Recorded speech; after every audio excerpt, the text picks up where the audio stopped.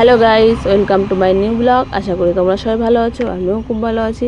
তো আজকে সকাল সকাল চলে গেছিলাম আমি আর বোন বাজারে। প্রথমে আমরা ঢুকেছিলাম ব্যাংকে, তো ব্যাংকের ওখানে আমি কোনো ভিডিও ক্লিপ নিইনি।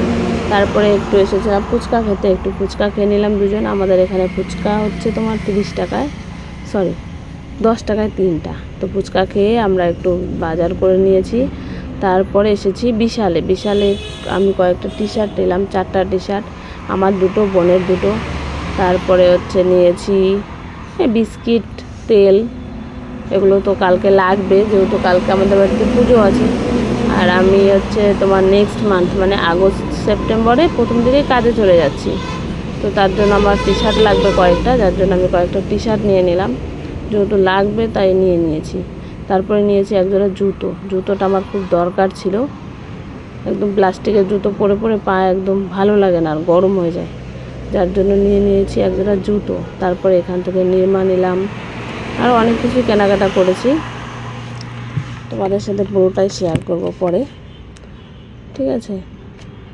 তো কালকে আমাদের বাড়িতে পুজো আছে, শনি পুজো।